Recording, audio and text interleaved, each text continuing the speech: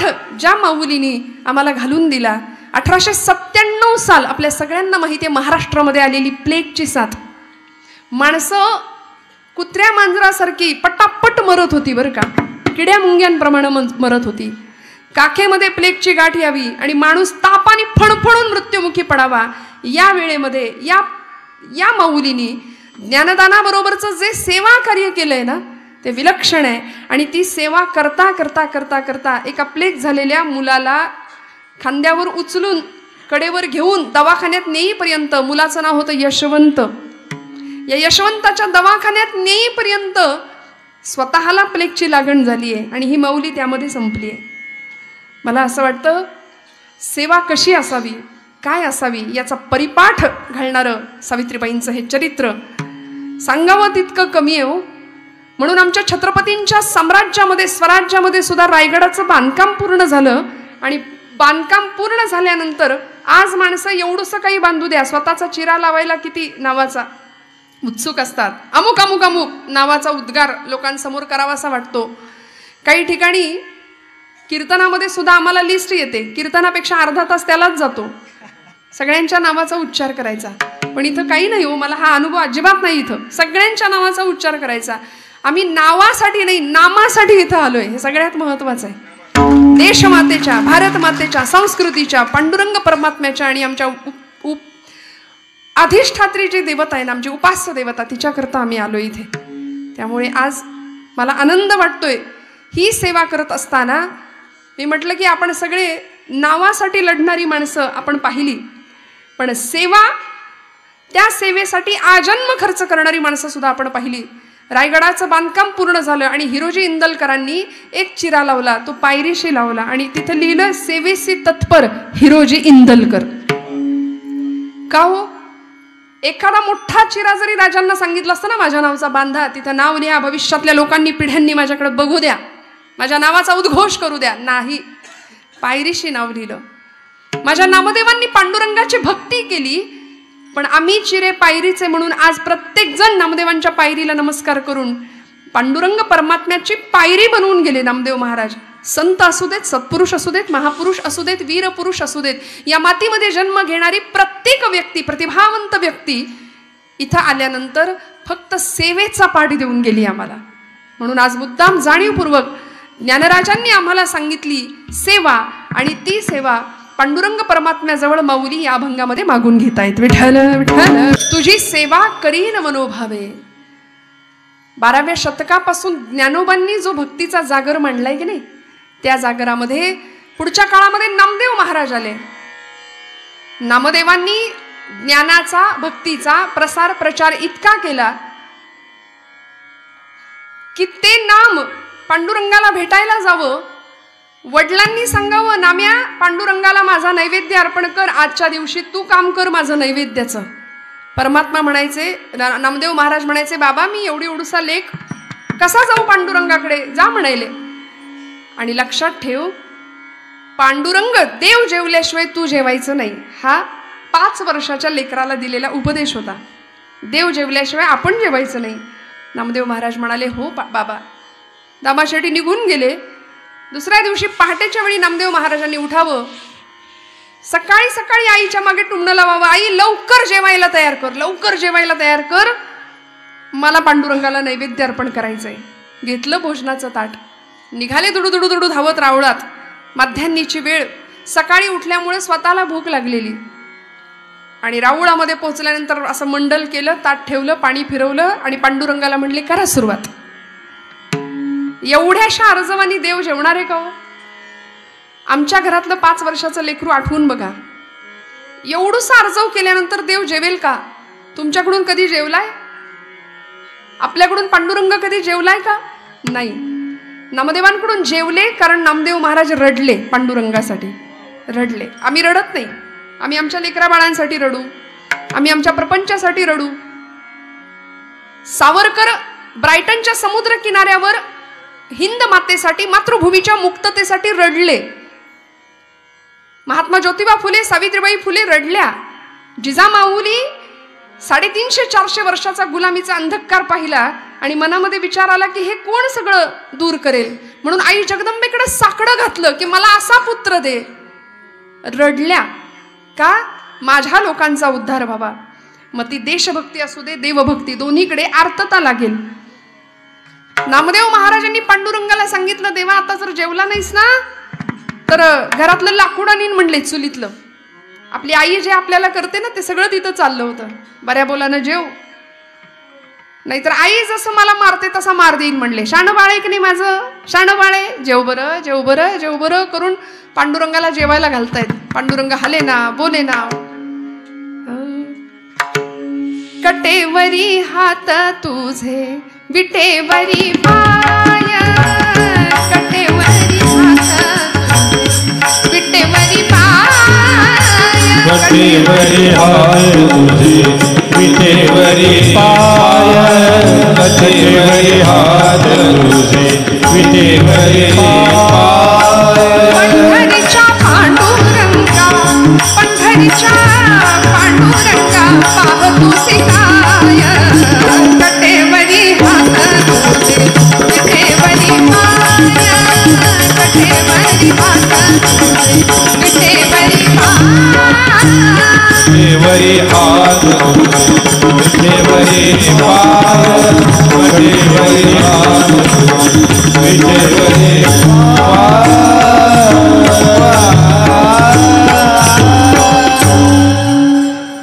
भगवंता जेव की रे बाबा, किती वेळ झाला बघ बरं. मी एवढासा लेकरू आलोय आज तुझ्यासाठी, हा, आणि चवण्या ढवण्या लावलेस वय, नखरे करतोस वय, जेव. परमात्मा हलेना बोलेना. आणि एक क्षण असा आला, 5 वर्षाचं लेकरू आहे, अलौकिक सिद्धी मिळवली 5व्या वर्षी. 5व्या वर्षी नामदेव महाराज सांगतात, पांडुरंगा आता जर जेवला नाहीस ना तर इथं या तुझ्या पायरीवर डोकं आपटून जीव देईन म्हणाले, संपवेन. आणि पायरी धरली, डोकं आपटणार, थाडकन डोक्याला लागलंच नाही, हातात डोक्याखाली मऊसर हात लागला आणि गाभाऱ्यातनं आवाज आला, नाम्या अरे दगडाचा देव कधी जेवतो का रे. नामदेव महाराज म्हणले, दगडाचा देव कधी बोलतो का रे. बोललास, चाटून पुसून स्वच्छ करायला लावलं ताट. का हो? कारण ज्ञानदेवांनी सांगितलेला भक्तीचा संस्कार पुढच्या काळामध्ये होता. सेवा कशी करायची, भगवंताकडून सेवा करून मागून कशी घ्यायची, की मला तुझी सेवा घडू दे. आणि हेच ज्ञानोबा माऊली आम्हाला पुन्हा पुन्हा सांगतायत अभंगाच्या प्रथम चरणापासून. तुझी सेवा करीन मनोभावे, माझे मन गोविंदी रंगले. माऊलींनी असं सुंदर देखणं मागणं मागितलंय श्रोते, आम्हाला सेवा करायची. शब्द वापरला मनोभाव. 5 प्रकारचे भाव आहेत म्हणाले. शांत भाव आहे, सख्य भाव आहे, दास्य भाव आहे, वात्सल्य भाव आहे आणि माधुर्य भाव आहे. सर्व प्रकारांनी आम्हाला सेवा करायची आहे. आणि मनातनं सेवा तेव्हाच घडेल, सेवा करावी नाही लागणार, सेवा आपोआप घडेल. मला सांगा, आपण इथे आलात, खूप आग्रह झाला का, ओढून ताणून आणलं का कुणी इथं तुम्हाला? नाही ना, आपोआप पावलं इकडं वळली, कळाला कार्यक्रम आहे, ज्याचा आवड आहे तो मनापासून आला. सेवा घडते, सेवा करावी नाही लागत. आणि ती सेवा तेव्हाच घडते जेव्हा मनातल्या विकारांना आम्ही थारा देत नाही. मनामध्ये असंख्य विकार आहेत, या षड विकारांना जेव्हा हकलून देऊ ना तेव्हा परमात्मा इथं प्रतिष्ठित होईल आणि मग सेवा घडेल, आपोआप घडेल. 5-6 विकार आहेत तुमच्या माझ्या आतमध्ये. कुठले कुठले विकार आहेत? आमच्या जनाबाईंनी सुद्धा याच अंतर्गत एक मागणं मागितलंय पांडुरंगाकडं. म्हणाले, हे सगळे विकार मरू देत. महाराष्ट्राचं कुलदैवत आहे खंडोबराय, या खंडेरायाकडे मागणं मागितलेत. खंडेराया तूज करीते नवसू. नवसच केला माऊलींनी, जसा नवस केला ना तसा यांनी नवस केला, अनेक संतांनी केले. खंडेराया तूज करीते, हलवू नका, करीते नवस, खंडेराया तूज करीते नवसू, खंडेराया तूज करीते नवस. मरुदे सासू खंडेराया, मरुदे सासू खंडेराया, खंडेराया तूज करीते नवसू, खंडेराया तूज करीते नवसू, खंडेराया तूज करीते नवस, खंडेराया तूज करीते नवस. आसरा, सासू मेल्यावरी तुटेन आसरा, आता मरू दे सासरा खंडेराया, बया मरू दे सासरा खंडेराया, खंडेराया तूच घरी दे नवसू, खंडेराया तूच घरी दे नवसू, खंडेराया तूच घरी दे नवसू. सासरा मेल्यावरी होईल आनंद. महिला वर्गाला इतका आनंद झाला, बाई बाई बाई, आमच्या मनातलंच गाणं काढलं जनाबाईंनी.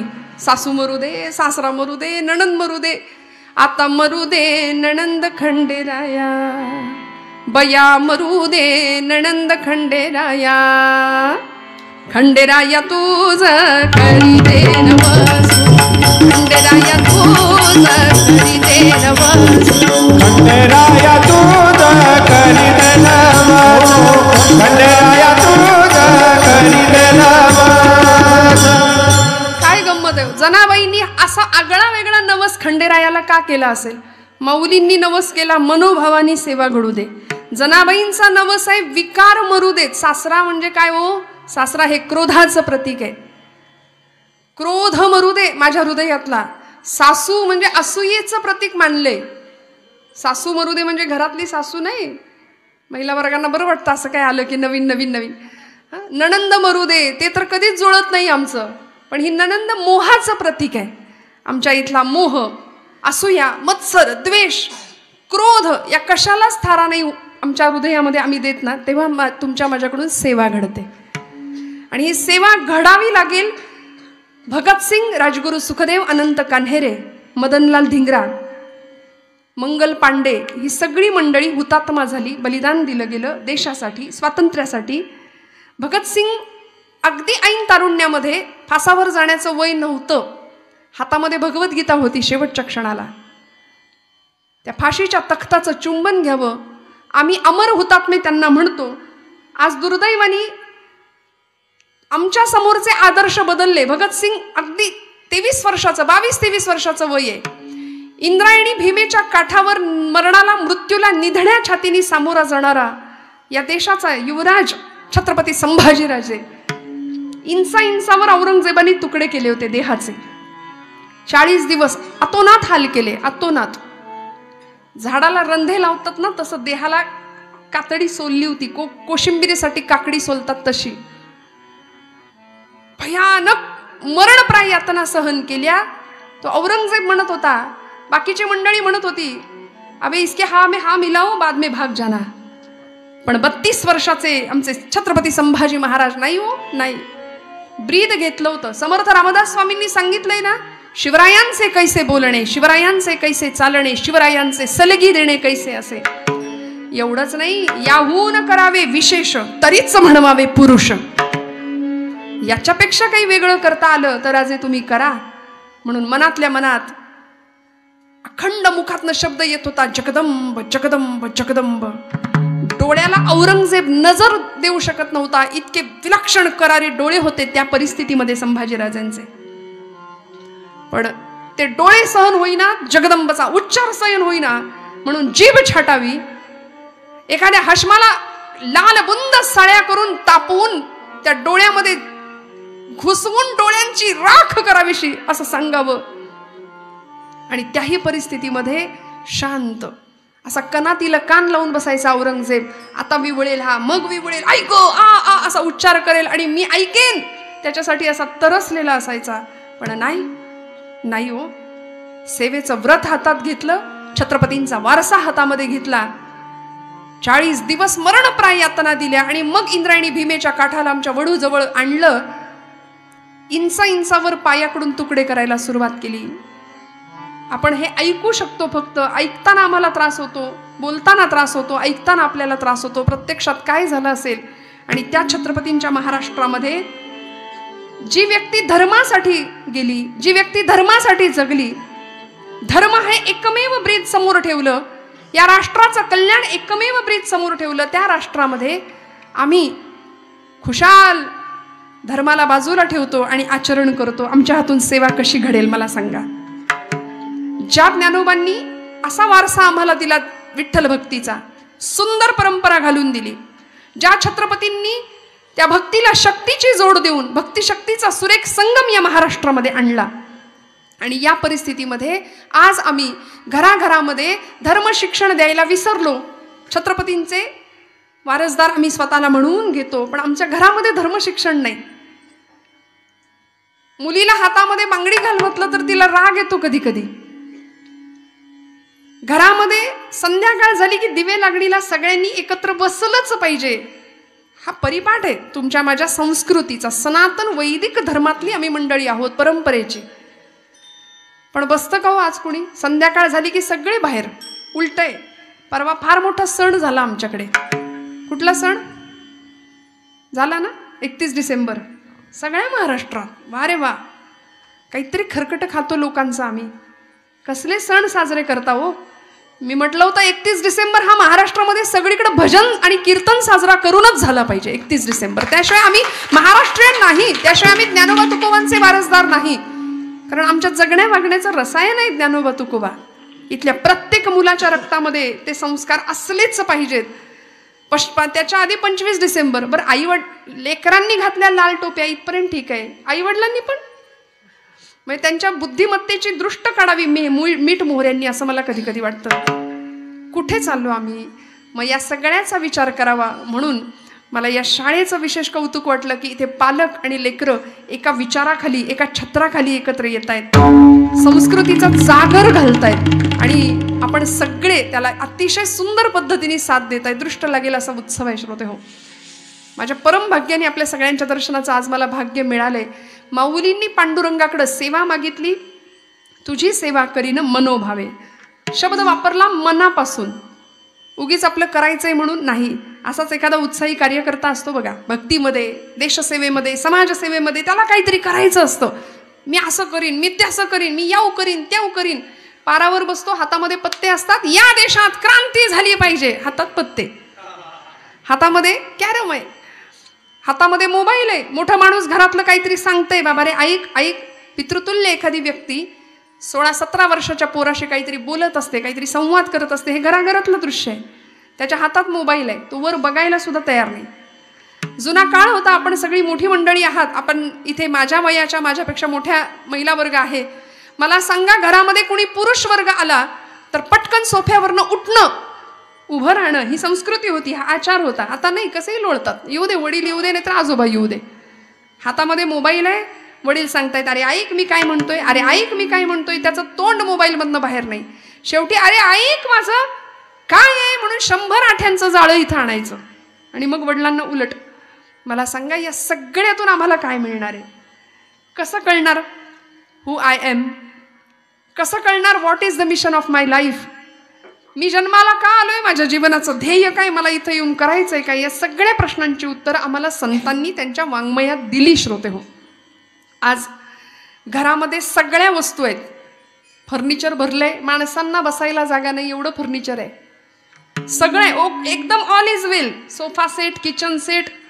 सोफ्यावर बसणारा माणूस कायम अपसेट आहे, कायम चिंताग्रस्त आहे, कायम दुःखी, कायम नैराश्य आहे, कायम ताण आहे की नाही महिला वर्ग? हो म्हणा. कसलं एवढं टेन्शन आहे? लगेच माना तुम्ही हलवल्या. पण आहे बरं का, सगळं करावं लागतं की नाही? रांधावाडा, उष्टी काढा, आलं गेलं बघा, बाहेरचं बघा, घरातलं बघा. आणि एवढं करून एवढी महत्वाची वेळ झी मराठीची 8 ते 10 ती सोडून इथं कीर्तनाला या, आहे की नाही? केवढा मोठा त्याग आम्ही केला. पण असू दे, रिकॅप एपिसोड असतो म्हणले उद्या. विठ्ठल विठ्ठल विठ्ठल.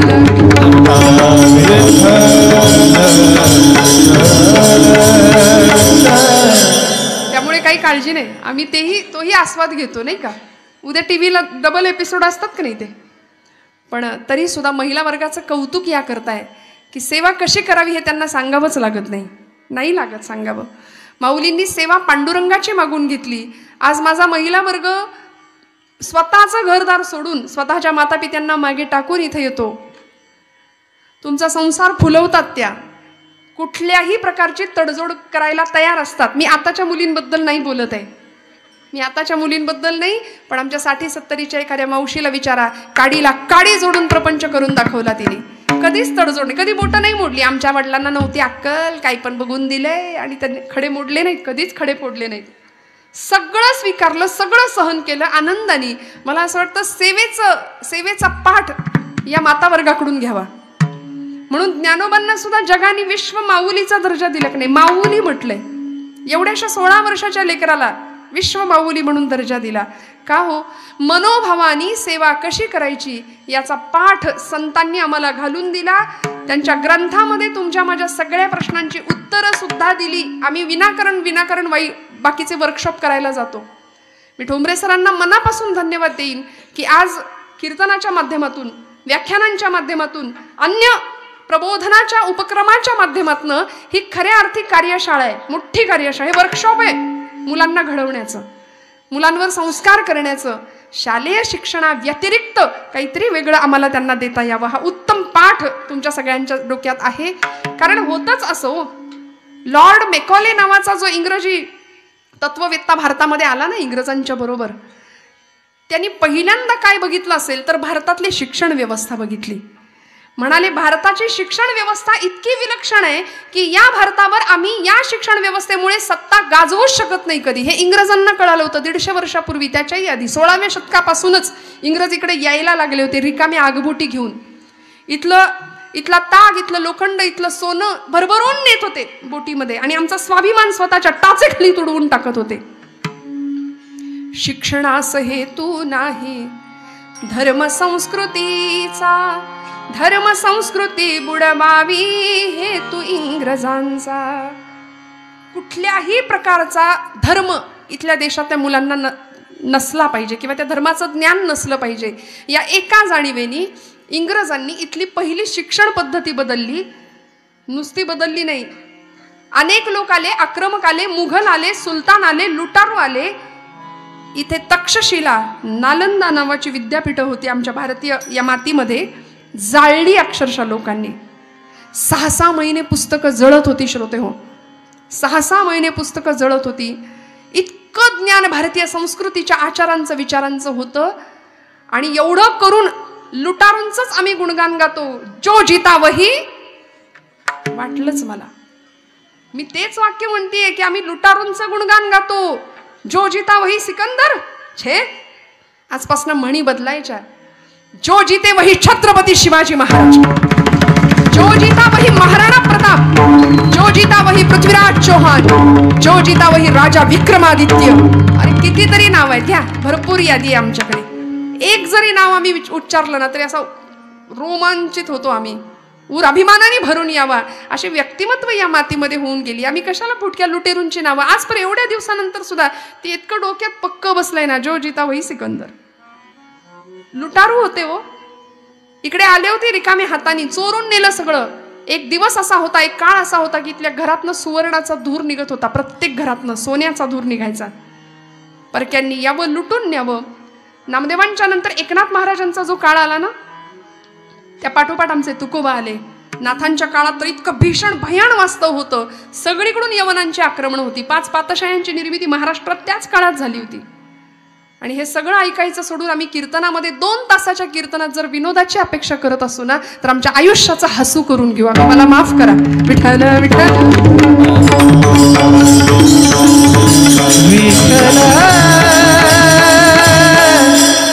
मला असं वाटतं लाफ्टर शोज भरपूर आहेत TV वरती, पण 2 तास जीवनाचं सर्वांगीण कल्याण व्हावं या दृष्टीने जर काही आपल्याकडून थोडासा विचार झाला. मी म्हणणार नाही उपदेशकाच्या भूमिकेत मी इथं आहे, आपल्या सगळ्यांची लेख आहे, आपल्या सगळ्यांची विद्यार्थिनी आहे, या नात्याने मी उभी आहे इथं. पण मला एवढंच वाटतं की 2 तास प्रचंड आयुष्यातले मोलाचे क्षण तुमच्या माझ्यासाठी आहेत. म्हणून रिलॅक्स होऊन पूर्ण जीवनाचं तत्वज्ञान इथे या धर्ममंडपाखाली घ्यायचं आपण. आणि मग त्यानंतर आम्ही काय करायचं, आमचं वर्तन कसं असलं पाहिजे यानुसार थोडासा विचार झाला पाहिजे.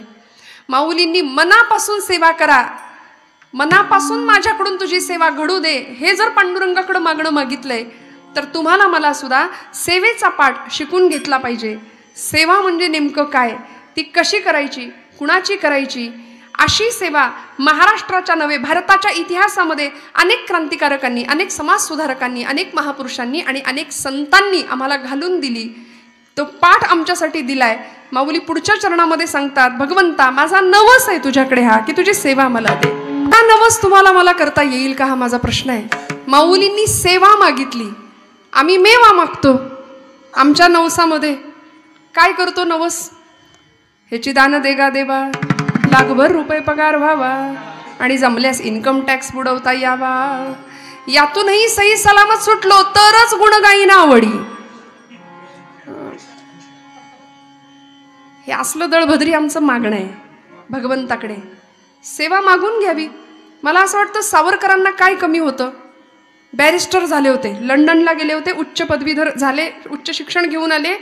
पण तिथल्या विद्यापीठांनी सांगितलं की ही जी पदवी आहे ना तुमची बॅरिस्टर, ही आम्हाला देऊन टाका परत. म्हणाले आम्ही तुम्हाला पदवी देतो, पण म्हणाले भारतासाठी हे जे काही तुमचे प्रयत्न चालू आहेत ना ते सोडून द्या. भारताच्या मुक्ततेसाठी जे प्रयत्न चाललेत किंवा भारताचं पारतंत्र्य मान्य करा आणि आम्ही कायमस्वरूपी भारतामध्ये सत्ताधीश राहू, तरच ही पदवी तुम्हाला मिळेल. सावरकरांनी अशी कागदाची ती गुंडाळी केली, नवे फाडून टाकलं, तोंडावर फेकलं. म्हणले चाल आईला विकून तुझ्याकडून पदवी घेऊ काय रे. माझी आई आजारी आहे आत्ता, माझी मातृभूमी पारतंत्र्यात आहे आणि आईला आजारी ठेवून मी हे भोग सुखाचे भोगणार नाही, हे त्या महापुरुषांना माहिती होतं. म्हणून ब्रायटनच्या समुद्र किनाऱ्यावरती ढळ ढळ ढळ ढळ आसवं गळत होती आणि आई मातृभूमीची आठवण येत होती. मला कधी कधी प्रश्न पडतो, छत्रपती शिवाजी महाराजांचा सुपुत्र छत्रपती संभाजी महाराज, एकदम रेडीमेड स्वराज्य होतं हातात, राज्याभिषेक झाला होता, उत्तम राहता आलं असतं की नाही, सुखोपभोग घेता आला असता की नाही, कशाला आयुष्याचं बलिदान द्यायचं. सावरकर पदवी होती हातात, कुठंतरी 10, 12, 15, 20 एकर जमीन घेता आली असती, मस्त फ्लॅट्स घेता आले असते, उत्तम जगता आलं असतं, चौपाटीवर जाऊन भेळपुरी खाता आली असती, उत्तम आयुष्य मजा मारता आली असती. पण नाही हो, जगाचा तो भार आपुल्या शिरावर ऐसे थोडे तर वाटो द्या हो. सेवेचं मोल या मंडळींनी जाणलं आणि आयुष्यभर जपलं. श्रोते हो, आयुष्यभर जपलं. त्यामुळे बसले ब्रायटनच्या समुद्र किनाऱ्यावर आणि त्या मातृभूमीला सांगत होते, नेमजसीने परत मातृभूमीला, सागरा प्राण तळमळला, तळमळला सागरा. नेमजसीने परत मातृभूमीला, सागरा प्राण तळमळला, तळमळला सागरा. भूमातेच्या चरणतला तुझ. हलवू नका दादा, हलवू नका. बरं आहे, कमीच राहू द्या आवाज. भूमा हे समुद्रा, माझ्या आईचे पाय धुताना मी तुला पाहिलंय. बघा तुम्ही आमची भारत माता, तीनही बाजूनी समुद्र पाय धुतोय, तिचं चरण प्रक्षालन करतोय. तू माझ्याकडे फेसाळलेल्या लाटा दाखवून खदखद हास्य करू नको. म्हणाले या फेन मिशे हससी निर्दया कैसा. माझ्या भारत मातेचा सुपुत्र होता, आमचा पूर्वज होता अगस्ती नावाचा ऋषी, त्यांनी एका आचमनात तुला प्राशन करून टाकलं होतं. तू जर असा वागलास ना तर म्हणाले मी त्या ऋषीला सांगेन आणि तुला एका घोटात पिऊन टाकायला सांगेन. स्वतःच्या संस्कृतीचा, सनातनी परंपरेचा, विचारांचा किती अभिमान असावा माणसाला, तेव्हा सेवा घडते देशमातेची आणि भगवंताची. बरं का, इकडे आम्हाला अभिमान नाही. इंग्रज मानसिक शांततेसाठी भारतीयांकडे येत आहेत. बघा तुम्ही, त्यांना म्हणता सुद्धा येत नाही हरे राम हरे कृष्ण. ते बघा किती चाललंय त्यांचं. वेड्यासारखी मंडळी भक्तीमध्ये रममाण झाली, तासन तास भजनानंदीत तल्लीन होतात आणि आमची पोरं वराती समोर नाचणाऱ्यांच्या टोळ्या होत आहेत गावागावामध्ये. म्हणजे त्यांना बोलवणार आता प्रत्येक वेळी. ही परिस्थिती आहे, भीषण भीषण परिस्थिती आहे. थोडंसं जागं होऊया. घराघरामध्ये धर्मशिक्षणाची गरज आहे. हे धर्मशिक्षण नाही दिलं ना तर देहाचे 35 तुकडे व्हायला वेळ नाही लागत. मागचा इतिहास आठवा. लव जिहाद सारखा प्रचंड भीषण गंभीर प्रश्न समाजामध्ये आमच्या आजूबाजूला फार छुप्या पद्धतीने चालू आहे. खूप सावध आणि खूप जागरूकतेने जीवनाकडे या दृष्टिकोनाकडे पाहण्याची गरज आहे श्रोते हो आम्हाला. का बरं यांनी सेवा केली, काय मिळालं? नवस आम्हाला सुद्धा असा करता यावा भगवंताकडं. एक नवस असा झाला होता बरं का छत्रपतींच्या इतिहासामध्ये. आई जगदंबेनी मागितलं होतं. आई जगदंबेची मातृस्वरूपातली देवता, सकल सौभाग्य संपन्न वज्रचुडे मंडित आऊसाहेबजी जाऊ माता, महाराष्ट्राची राजमाता, आपल्या अनेक वर्षांचा राजकारणाचा अनुभव पोराच्या मनावरती बिंबवला आणि 5 वर्षाच्या डोळ्यात स्वराज्याचं स्वप्न बघितलं होतं की माझ्या राजा इथं राखेचे डोंगर साचलेत, माणसं परागंदा झाली आहेत, देशोधडीला गेली आहेत, आपल्याच घरात घुसून आपल्याच बायकांची अब्रू लुटताना डोळ्या देखत बघणे आपलीकडे इलाज उरला नाही, इतकी भीषण परिस्थिती निर्माण झाली आहे. माझ्या राजा हे सगळं बदलशील का रे? हे सगळं दूर करशील का तू?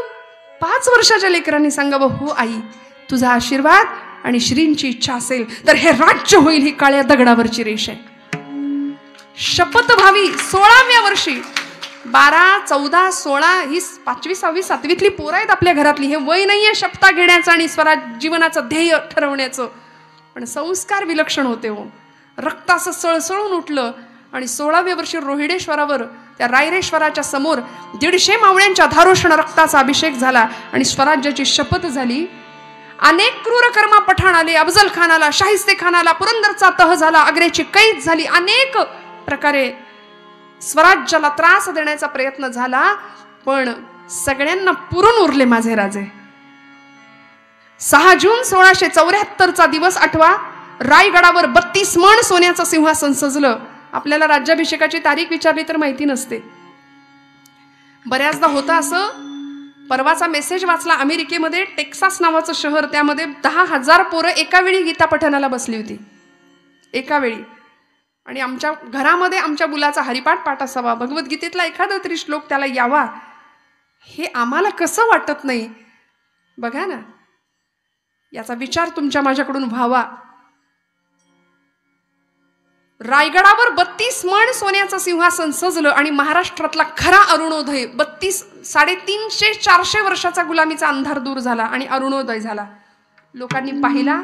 इंग्रज आले, पोर्तुगीज आले, डच आले, फ्रेंच आले, खुरमांडी घालून बसायचे. सुटाबुटातला वेश त्यांना बसता येत नव्हतं.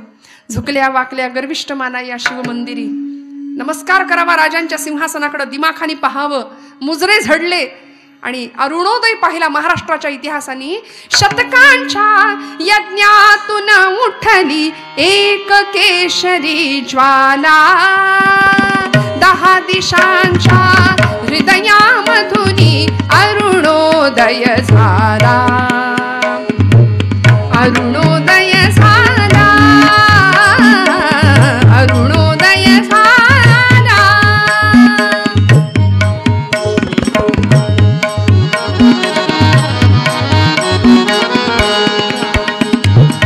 शिवप्रभूंची नजर फिरे अंगा सिंधू यमुना गोदा कलशातून आल्या. 7 नद्यांचं, 7 समुद्रांचं जल माझ्या राजाच्या डोक्यावर अभिषिक्त होत होतं.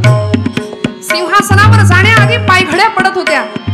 प्रत्येक पायघडीमध्ये शिवबा राजांना या स्वराज्यासाठी बलिदान दिलेला एक एक मावळा दिसत होता. तान्हाजी मालुसऱ्यांचा चेहरा दिसला. तान्ह्या, गड आला पण सिंह गेला रे, तुझ्यामुळे हे स्वराज्य मिळाले.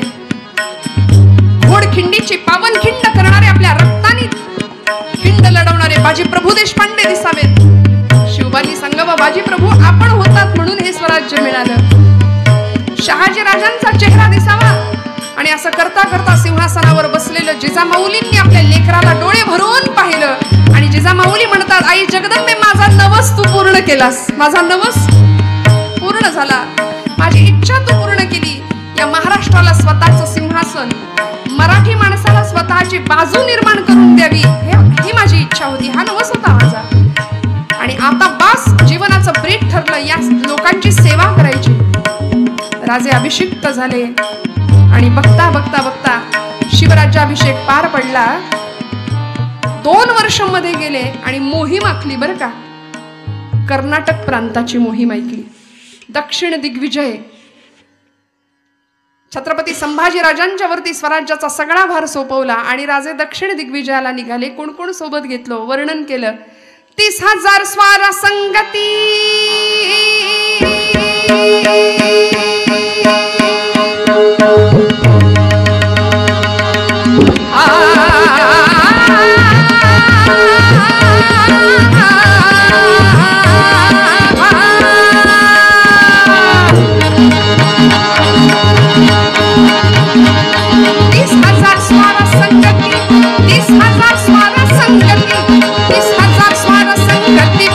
चालती काळाला भीती खेती पायदळ 50,000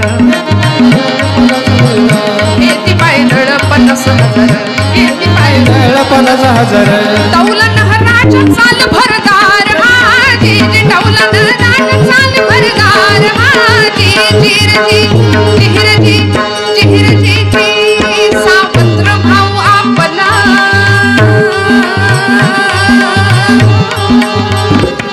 सावत्र भाऊ आपला भेटूया त्याला बघूया काय हाल हवाल तिथली शिवाची भूती तिकडं वळली धन्य कन्नड भूमी झाली हजी धन्य तेलंगा भूमी झाली हजी जिरजी जिरजी जिरजी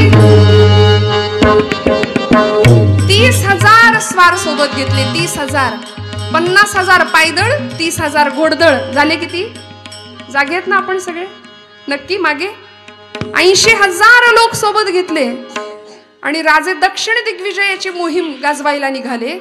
दक्षिण प्रांतामध्ये हसन अली कुतुबशहा नावाचा एक राजा राज्य करत होता. त्याला असं वाटलं शिवाजी जैसा खूंखार दुश्मन नाही है, आक्रमण करायला येत आहेत वाटतं, म्हणून कडेकोट बंदोबस्त. आणि मादण्ण पंत आणि आकण्ण पंत आपल्याकडचे सरदार त्यांच्याकडे चाकरीला होते. मी नेहमी सांगते आपल्या माणसांची मनगट आणि मेंदू बऱ्याचदा त्यांच्यासाठीच कष्ट झाले. फितुरीचा रोग आमच्या राष्ट्राला होता, त्याची फळं दुर्दैवानी आज आम्ही सुद्धा भोगतोय की काय असं म्हणावं असं वाटतं. मादण्ण पंतांनी सांगितलं हुजूर हुजूर शिवाजी का सैन्य आया है, शिवाजी की सेना आई है, शिवाजी जैसा खूंखार दुश्मन नहीं और शिवाजी जैसा दिलदार दोस्त भी नहीं है, ऐसा सुना है हमने. मुसा नावाची नदी हैदराबाद शहर आजचं पूर्वीचं भागानगर, त्या नदीच्या शेजारी राहुट्या पडल्या, शामियाने सजले आणि छत्रपती शिवाजी महाराज 80,000 मावळ्यांना घेऊन तिथं राहत आहेत. हसन अली कुतुबशहा म्हणतो याला जेवणाचं आमंत्रण देऊन आपल्या बाजूला वळतं करून घेऊया. पूर्वीपासून ही पद्धत आहे बरं का. विठ्ठल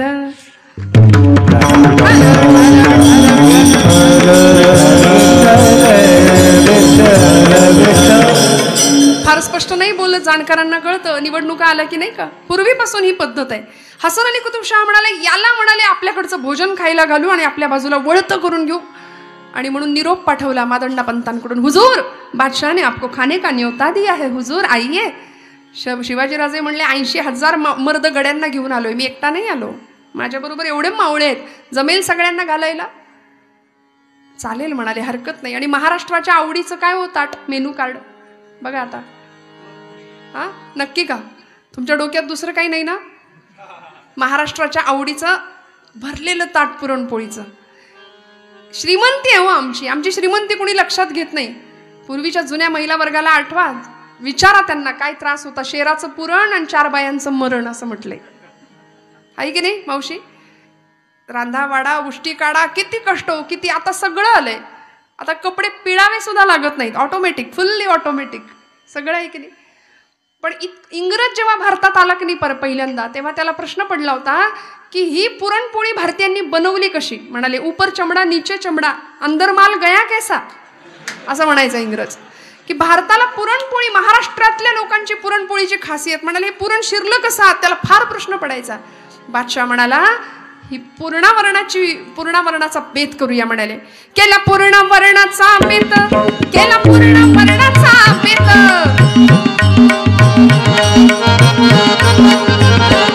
केला पूर्णावरणाचा बेत, केला पूर्णावरणाचा बेत, केला पूर्णावरणाचा बेत. बसली पंगत शिवबा समवेत, एकेकाने खाल्ले 5 उंदे 4, बादशहाला घोर महिमार.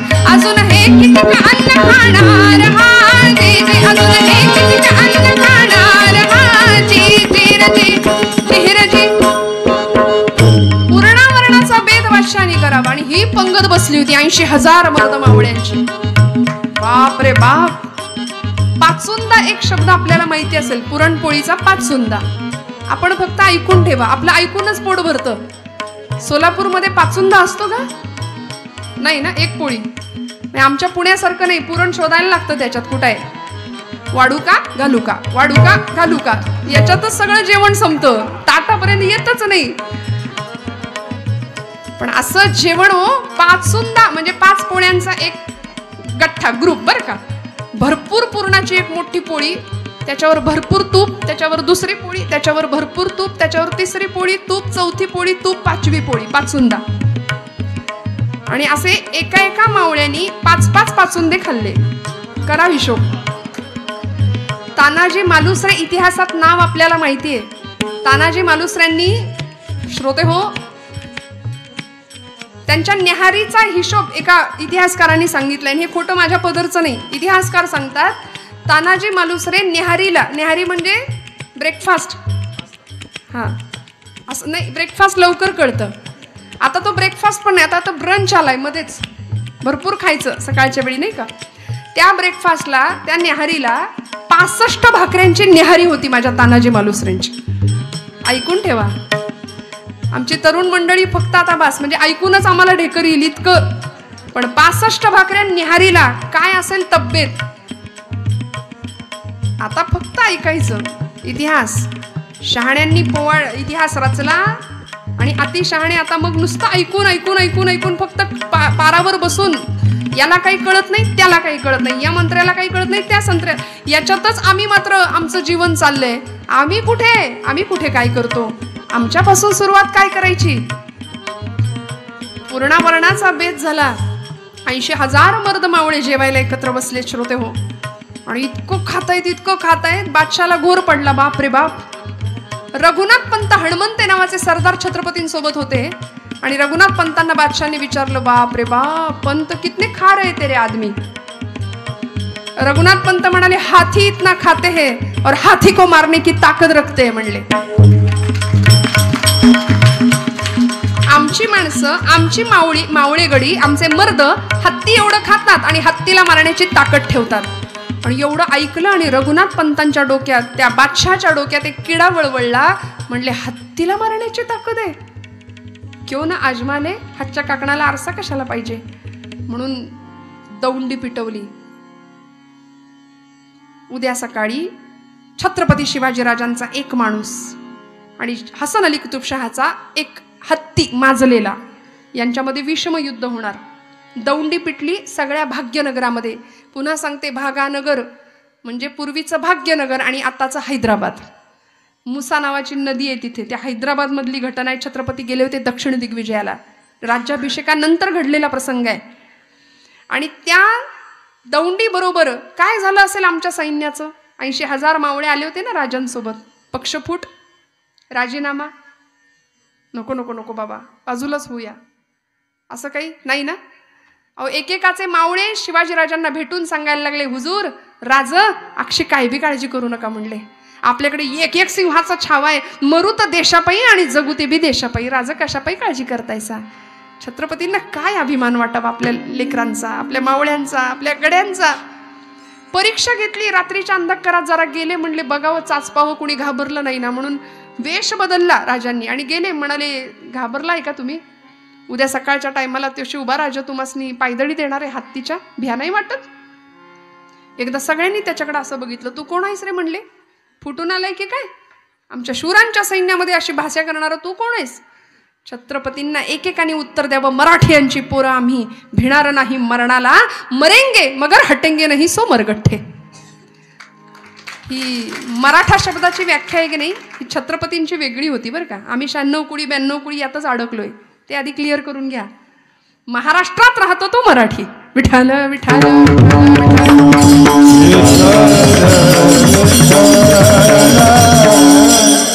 आणि या इतक्या सुंदर उदात्त हेतूनी प्रत्येकाचं शरीर मन जिंकलं. प्रत्येकाने राजांचं मन जिंकलं. भला मोठा स्टेडियम, तो पिंजरा उभारला होता. लोण्यात माती कालवली होती. लोण्यात रात्रभर हत्तीला दारू पाजली होती. का. मदमत्त व्हावा, उन्मत्त व्हावा आणि समोर जो कोणी शिवाजीराजांचा मावळा येईल त्याला पायदळी तुडवून छत्रपतींची इब्रत मातीत मिसळावी. हा हसन अली कुतुबशहाच्या अंतरीचा कुटील डाव होता. 13 फूट उंचीचा हत्ती निवडला आणि 3.5 टन वजन होतं बरं का त्याचं. म्हणजे किती क्विंटल. जाऊ दे, घरी जाऊन हिशोब करूया. एवढ्या वजनाचा हत्ती, भला मोठा तो 15 फूट उंचीचा पिंजरा. 20 माणसांनी लोखंडी दरवाजा लावून त्याला आतमध्ये घातला. गजराज आगे बडो रॉन दो पैरो तले असं म्हणून. 80,000 मर्द मावळे आले होते मिरवणुकीने. ज्याला विजयाची खात्री असते ना ते फॉर्म भरायला पण मिरवणुकीनेच जातात. बसले शेजारी शेजारी, तंग तुमानी परिधान केलेल्या केशरी शाली अंगावर फेटे घातले होते. आणि यार म्या लढन तुला कोण बोलवतंय, म्या लढन हत्तीशी. ऐनवेळी ठरणार होतं, ऑन दी स्पॉट. कुणाला आधी नव्हतं सांगितलं तू लढशील म्हणून. आणि इकडे हसन अली कुतुबशहाचं 60,000 सैन्य, हिंदुस्थान पाकिस्तान जणू काही दोन असे पक्ष. आणि त्या 60,000 सैन्यांमध्ये चर्चा चालली आहे की बे तेरे को क्या लगता है, हाथी मरेगा या इंसान मरेगा. तो दुसरा म्हणला अपने को क्या करना है, कोई भी मरे, हाथी मरे या इंसान मरे. चित्रासारखं सगळं स्टेडियम स्तब्ध होतं. 80,000 मर्द मावळ्यांमध्ये नजर फिरत होती. 2 सिंहासनं तिथं होती बरं का. एक होतं हिरव्या किरमिजी रंगाचं मखमली सिंहासन आणि एक होतं दाट केशरी रंगाचं रेशमी सिंहासन. गुर्जबारदार लांब दाढी कुरवळत उभा आहे. त्याचा हातात सोन्याचा दंड घेतलाय आणि बादशाच्या आगमनाची वर्दी दिली. होशियार हसरत जिने सुभानी मुजफ्फर उल उमानी मशमुले मैदान रबियो शान शान बहादुर इफ्तिकार उद्दौला शान दौलत हुकूमत पनाह आस्ते कदम नतमर कदम वगैरे वगैरे वगैरे. तो काहीतरी बडबडला. तो बादशाह आला तिकडून. बादशाह बसला आपल्या सिंहासनावर आणि आपल्या रघुनाथ पंतांनी अक्कडबाज मिशीचा फक्कडबाज एक मावळा होता त्याच्याकडे असं नुसतं नजरेने बघितलं आणि म्हणले तो इतका बोंबललाय, तुझा आवाज याच्या खाली येता कामा नाही. त्याने असा मिशीवर पीळ दिला, हातात सोन्याचा दंड घेतला आणि तो म्हणाला ते काय पाप्याचं पितर बोंबलणारे. म्हणला माझा आवाज लई तगडा आहे, अक्षी काळजी करू नका. राजा कुठपर्यंत आले तेवढं सांगा. राजांना निरोप गेला. पेहराव चढवला, अंगरखा घातला, अंगरखाच्या आत जॅकेट घातलं, चिलखत आवरण केलं, मंदिर लावला डोक्याला, मोत्यांचा चौकडा, शिवगंध रेखाटलं, केशरी पाण्याचा शिडकावा अंगावर केला. जगदंब उदयोस्तो 64 कवड्यांची देवीची भवानीची माळ गळ्यात घालत होते राजे. आईचा भुत्या होऊन हातात पोत घेऊन नाचत होते. सामर्थ्य आहे चळवळीचे, जो जो करील तयाचे, पण तेथे भगवंताचे अधिष्ठान पाहिजे. आधी अधिष्ठान म्हणून तुळजापूरची तुळजाभवानी आणि छत्रपतींचा आराध्य दैवत शंभू महादेव हे 2 दैवत होती. तुकोबरायांसारखा समर्थ रामदास स्वामींसारखे सार्थ समर्थ गुरु लाभले होते, त्याशिवाय आयुष्यात यश नाही, लक्षात घ्या. आणि राजांनी पेहराव केला, निघाले. त्या मर्द मावळ्याला कळालं राजे येत आहेत. त्यांनी दंड हातामध्ये घेतला आणि संस्कृतामध्ये राजांच्या आगमनाची वर्दी दिली. सावधान प्रौढ प्रताप पुरंदर श्री श्री श्री क्षत्रिय कुलावतांस मुघल दल संहारक महाराष्ट्र भूषण छत्रपती शिवाजी महाराज. आणि वळवाचा पाऊस पडावा तशा सगळ्या स्टेडियम मधून टाळ्यांचा हा पाऊस पडला. हो राजे आले, एक एक एक एक दमदार पाऊल टाकत सिंहासनावर बसले. आणि ते हसन अली कुतुबशहाचं सैन्य म्हणलं अरे बाप रे बाप, आपण तो अपने राजा को बादशाह समझते थे मगर वो जोकर निकला इसके सामने. राजे येऊन बसले आणि मादंडा पंतांची नजर फिरायला लागली. निवडायचंय कुणाला तरी एकाला. कुणी घाबरलं नाही. फोटोत कसे आपण मानवर करतो ग्रुप फोटोत, तसा प्रत्येक जण असा बसला होता. मी मी मी मला मला बोलव मला बोलव. काय झालं असेल हो. आणि अशा प्रसंगामध्ये अचानक नजर गेली मादंडा पंतांची. खूण केली 3 आणि 2. एकदम कोवळं पोरग दिसलं, कारण ह्या बलदंड तब्येती सगळ्यांच्या. निवडलं एकदम बारकं पोरग 22 वर्षाचं, 50 किलोच्या आसपास वजन असेल, फार नव्हतं. अगदी कोवळा तरुण वय. आणि त्या पोराला सांगितलं 3 आणि 2 असं खूण केली. क्रमांक 3 आणि 2, तिसऱ्या ओळीतला 2 नंबरचा स्वयंसेवक. त्यांनी जे नजर भिडवली तो म्हणला मी तयार आहे. तयार होऊन मैदानामध्ये आला. फेटा सोडून दिला, शाल टाकून दिली, तयार होऊन मैदानामध्ये आला. आणि रघुनाथ पंत म्हणाले अरे अरे अरे काय भुललासी वरलिया रंगा. याची कमजोर देहयष्टी यांनी पाहिली आणि फसले म्हणाले, फसले. तो जो तयार होऊन आला होता ना, लोखंडाचा दरवाजा उघडला गेला. त्याला आज जायची सूचना झाली. राजांना त्यांनी तिथनच मुजरा केला. राजा राजा जय भवानी, जय शंभू महादेव, जय भवानी राजा जय. राजा त्यांनी आतमध्ये जसा प्रवेश केला दरवाजा बंद झाला. राजांनी अभय मुद्रा दिली. यशनमस्तु विजयी भव विजयी भव. कोण होता होतो? आपल्या प्रतापगडच्या पायथ्याशी भुतोंडे नावाचं गाव आहे. त्या गावचं 22 वर्षाचं पोरग राजांच्या सैन्यामध्ये नुकतंच दाखल झालं होतं. येसाजी कंक त्याचं नाव. असा सुंदर गोटीबाज शरीराचा तरुण होता. काय लढावं, काय पराक्रम करावा. 22वं वर्ष. आता आमच्याकडे बघा, हे सुचत नाही ते झेपत नाही, हे जमत नाही ते जमत नाही, इतका नकार असतो. मी म्हणते निगेटिव्ह ज्यांच्याकडे एनर्जी आहे ना त्यांच्यापासून 2 फूट लांब राहायचं. कोरोनात कसं आपण डिस्टन्स मेंटेन करत होतो. नकार ज्यांच्या आयुष्यात भरलाय ना त्यांच्यापासून लांब राहायचं. कारण अशी मंडळी फार घातक असतात. आपल्यातली असलेली ऊर्जा खाऊन टाकायचं काम करतात ते. विठ्ठल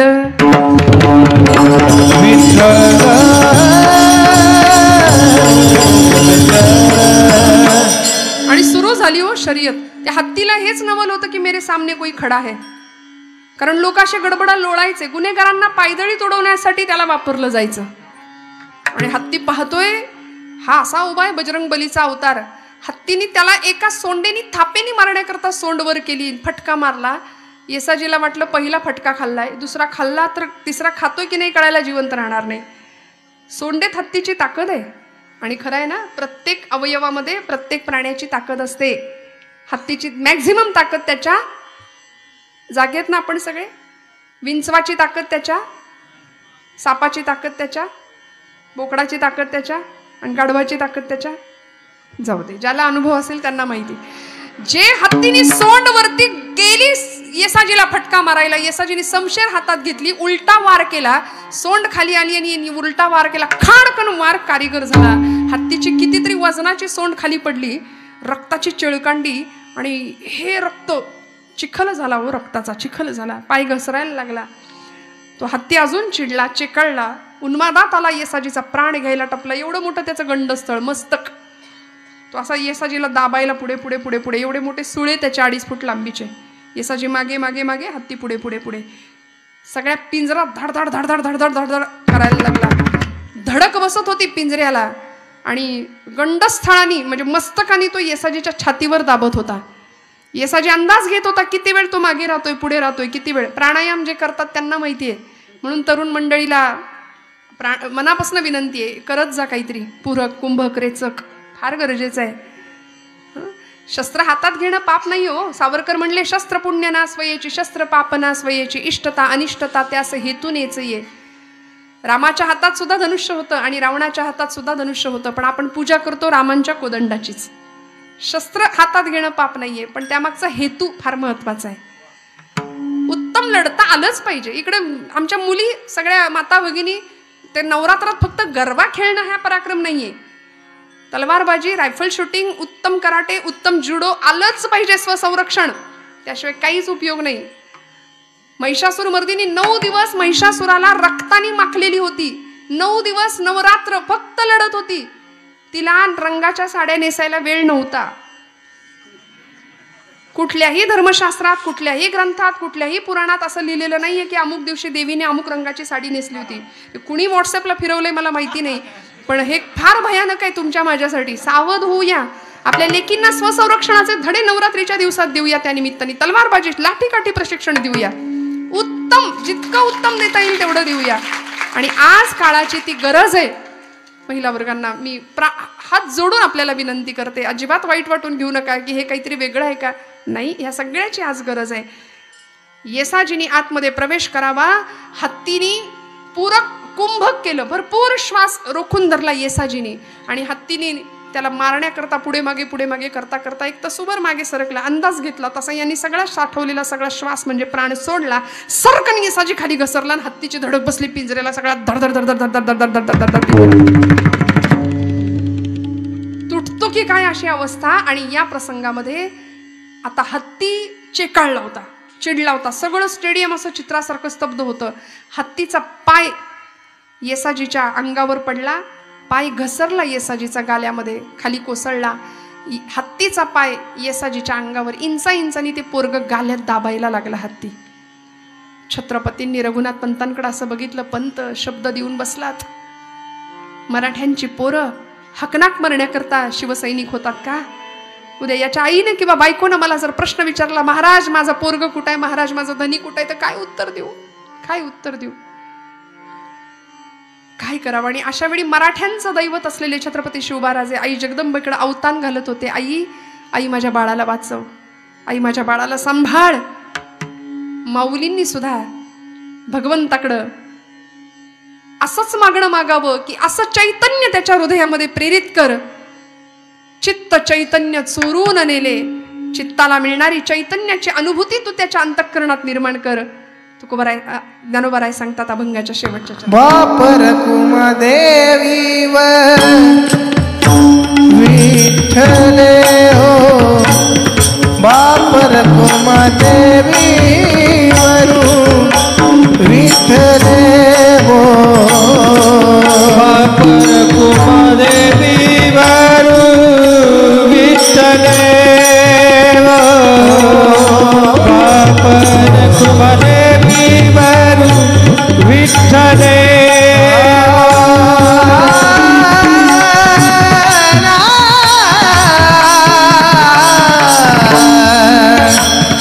बापर कुमदेवी वरू विठ्ठले हो, बापर कुमदेवी वरू विठ्ठले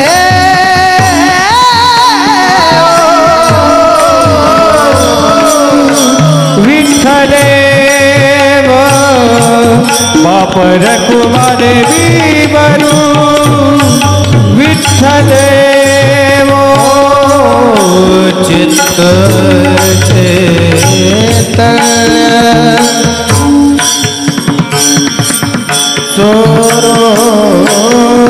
चोरोनिले हो, चोरोनिले चित्त चेतन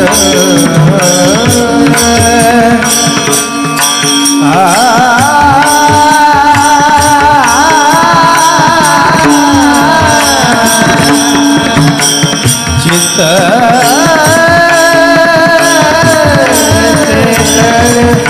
चोरुनिले हो, नमस्ते नमस्ते महादेव नमस्ते हो, नमस्ते नमस्ते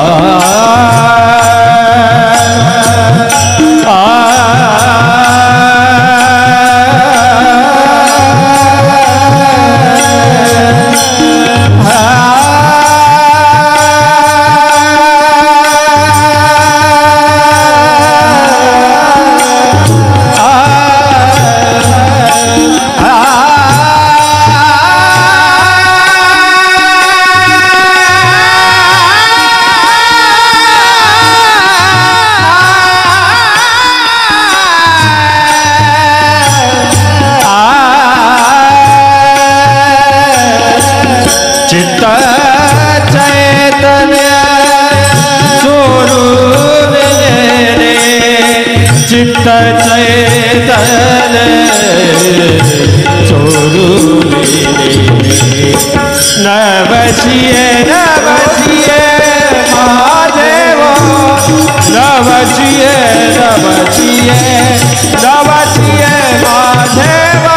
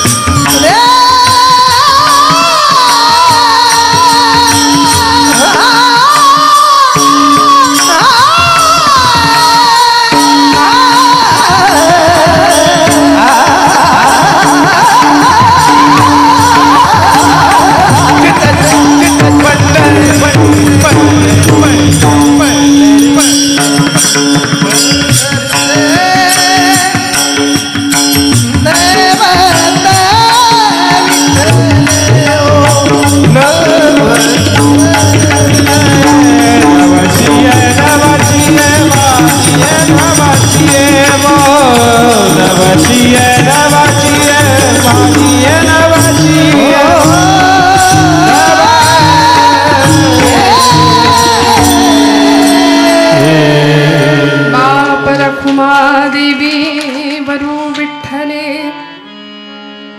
चित्त चैतन्य चोरून नेले नवसिये नवसिये माझे नवसिये पंढरीचे दैवते विठ्ठले तजरे अभिमान गान गुणियन तजरे अभिमान गान गुणियन तजरे अभिमान गान गुणियन तजरे अभिमान गान गुणियन गुण की सेवान मान अवमान गुण की सेवान मान अवमान तजरे अभिमान गान गुणियन तजरे